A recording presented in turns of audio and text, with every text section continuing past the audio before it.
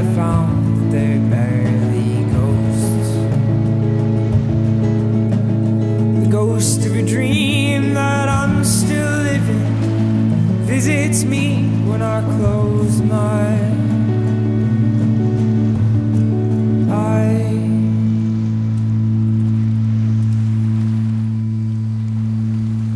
Same time, same place. How long is it going to be today? Will you leave me alone? Well, if you want. It's just you seemed to enjoy our conversation last time. And whatever gave you that idea? You didn't jump, for one thing. Well, maybe that's because I don't want your voice to be the last thing I hear. Reasons are your own, I suppose. Look, if you really want me to go, I will. It's just, you never answered my question. What question? What colour is Saturn? I don't know. It's a stupid question. Do you know the answer? No. I don't care if it's green, or if it's blue, or it's fucking vanilla, or whatever. Well, firstly, vanilla's a flavour, so if you're going to try and be smart, at least be intelligent about it. Secondly, you should care. I mean, if you're going to jump, you should be able to answer a simple question like that. Just so you know, the answer is, it depends what lens you use. The naked eye can't discern it. Well, there you go. Keep meaning to ask you, why do you always pick this spot? Most of the jumpers choose a bit further up. Cleaner run or something, I guess. My wife and I used to come here a lot. Oh. I didn't see you with her. What's her name? Linda. She's dead. She didn't die of boredom, did she? Why do you keep coming here? I thought I told you. I'm a journalist, freelance. I have to get my stories somehow. I always find interesting people up here. That is fucking morbid. Morbidity sells. Oh, don't get me wrong. Positivity sells too. It's just hard to find positive people around here. Now, someone needs to tell these stories. I serialise them. They're real cliffhangers, if you pardon the pun. You'd want to be some piece of work to find that funny. That's just a bit of humour. Jeez. In ancient times, it was tradition to share one last joke with the condemned.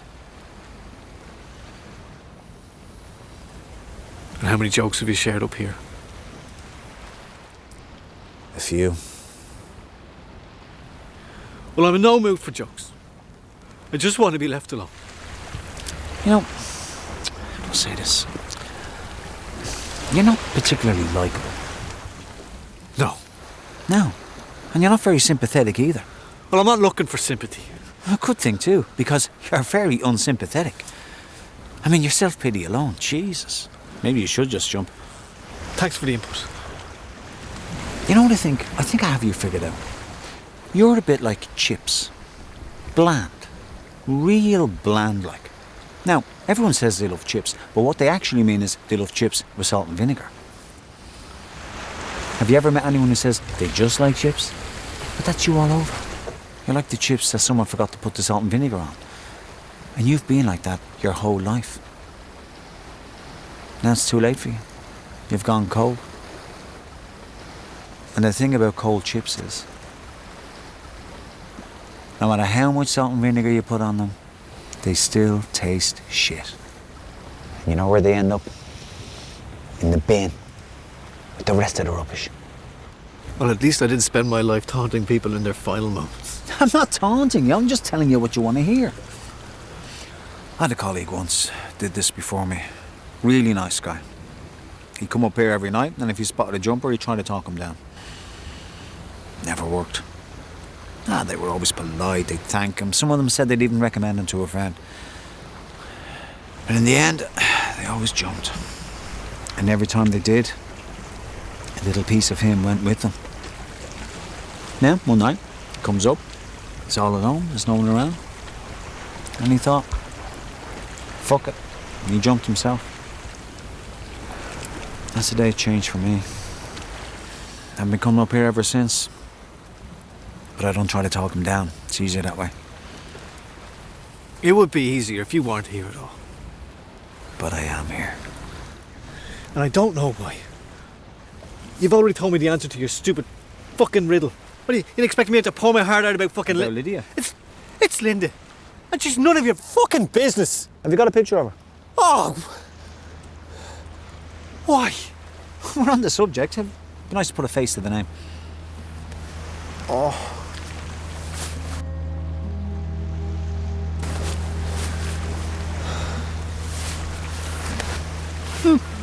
I think I know her.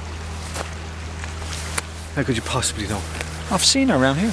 You really aren't as funny as you think you are. I'm not joking. In fact, here she is right now. Declan? Are you gonna jump or what? What? All I can hear for fucking miles is you whining about jumping. Are you gonna do it or what? Wow, she's really something. She was never this cranky before. You'd be cranky too if you were dead. Especially if you had a fuck of a husband who spent his days wallowing at the edge of a cliff, crying your name over and over again, making you feel mad guilty like. God, maybe you don't know this, but when you're dead, anytime someone says your name, you get this jolt in case they need you to desperately intercede on their behalf. It's a nightmare trying to rest in peace with you around. You're like one of those people who constantly rings 999 every time their cat locks itself in the toilet again. I really like her. It's been difficult. You know what else is difficult? Being dead. But don't take my word for it, no. Give it a go yourself if you want to try it so much.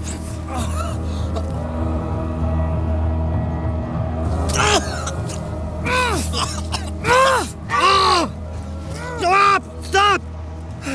I know what's happening here. So do I.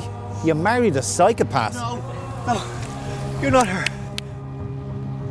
You're just some visitation that's come in the guise of a complete bitch. To show me that all these years I've been looking back at you as some idealised human being, but really you're just an inherently flawed person like everybody else. Who the fuck are you calling inherently flawed? What the fuck is he on about?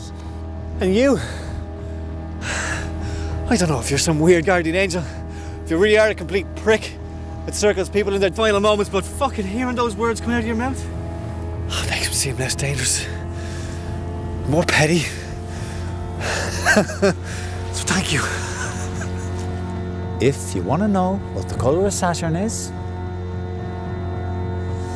You have to use the right lens!